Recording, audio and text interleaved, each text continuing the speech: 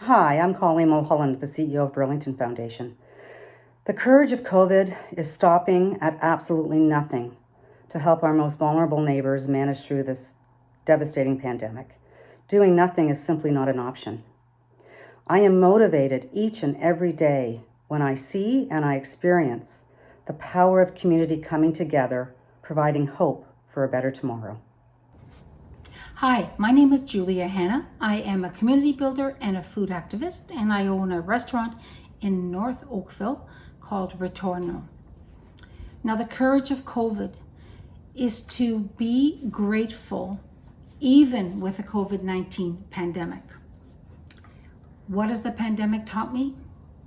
It's taught me to look at myself, to look at how I can be a better person, how I can be a better partner, a better mother, and someone who can give back to a community that has given so much to her. COVID has given us a moment of pause. It's been forced upon us through no choice of our own, and so much has been lost to COVID. It is so powerful to be able to give back at a time when you feel like so much has been taken away from you. And COVID has taught me that recognizing the things that matter, the people that matter, and that everyone in your community is connected to you and they matter, and to do your part, however little you may think it is a contribution to making things better. And COVID will not rob us of being better people. My name is Nancy Romic, and I'm the Executive Director of Schiffer Homes, a maternity residence located in Burlington, Ontario. The courage of COVID for me is being able to provide a safe shelter for young homeless pregnant women and their babies, and safely bringing these babies into the world during these uncertain times. My motivation every single day is these amazing young women and precious babies, being able to provide them with the home, the support, the services, everything that they need. I always work really hard on empowering these young women so that they not only survive, but that they thrive. I'm Brenda Duke, and I believe in the power of grassroots community engagement to bring people together and build relationships and community. The courage of COVID is doing your best and supporting others to live a rewarding and fulfilling life during challenging times. A lot of things stopped during COVID, but community gardens continued to grow. Food security was more of an issue than ever, and environmental concerns like climate change, pollution, and debris needed to be addressed. A lot of volunteers have spent hundreds of hours over the years on these projects, and they wanted to continue. My goal was to support them, encourage and facilitate their work so that they could do a meaningful and rewarding job for their community. Thank you for considering my nomination for Woman of Distinction on behalf of these volunteers.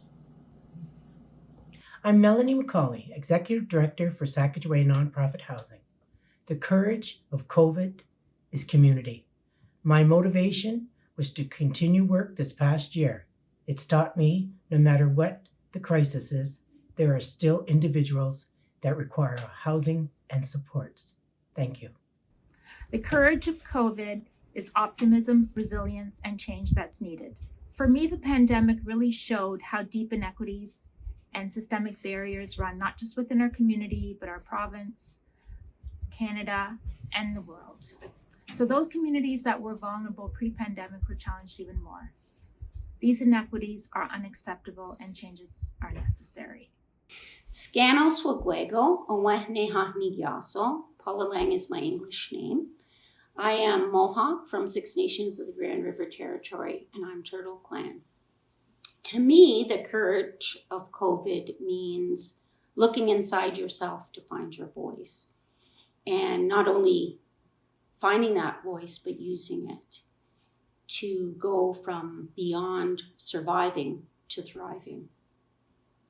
I've been an educator for most of my life in my community, and although I'm not working right now, when COVID hit, my children were expected to be working from home and online. And for some people, this might not seem like a problem, but for us it was.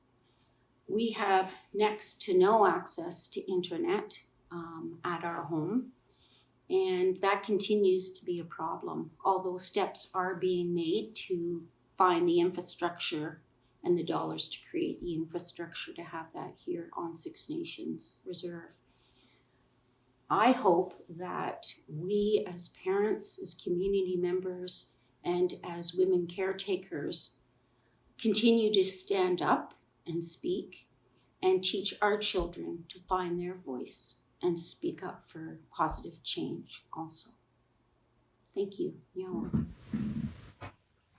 I'm Sandee Green, and I'm a developmental support worker here in the Hamilton area. I've worked in the developmental service sector for 40 years. The courage of COVID is getting through this pandemic together through multiple levels of support systems. For the last 10 years, with support, I have been working on trying to get laws changed for mandatory WSIB coverage for all healthcare workers in Ontario. Many developmental support workers, retirement care workers do not have mandatory coverage. Now, with this pandemic, it has brought to light the importance that all healthcare workers need to have mandatory WSIB. Healthcare workers need to know that if they become ill or injured at work, that they will have the insurance to protect them so that they can recover at home with peace of mind.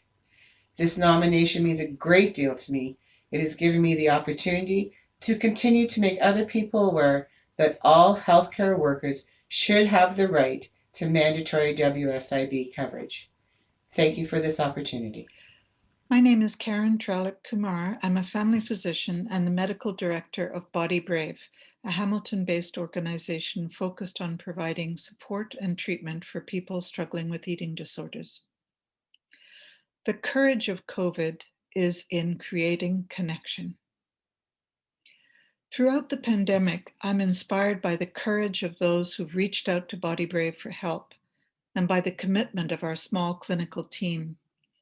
People struggling with eating disorders have been badly affected by the stresses of the pandemic, yet when they reach out for help, they show such determination to recover, and they offer such great support for others who are also facing these devastating illnesses.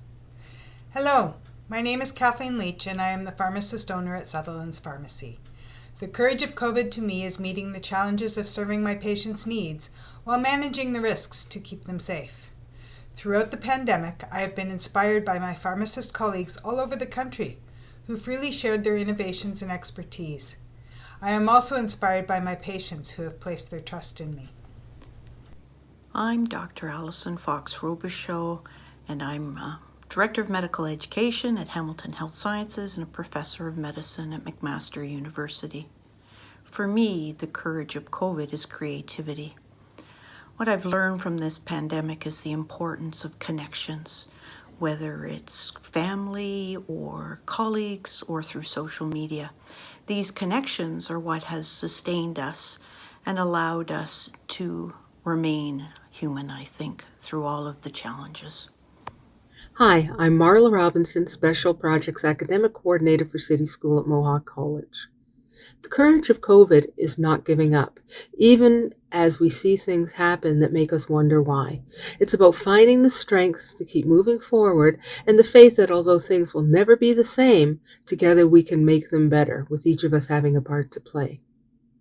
The COVID pandemic has taught me that we tend to do things just because that's the way they've always been done. And COVID is forcing us to reinvent how we approach everything. The pandemic will serve as a catalyst in creating innovative and new approaches to healthcare and education, both now and in the future.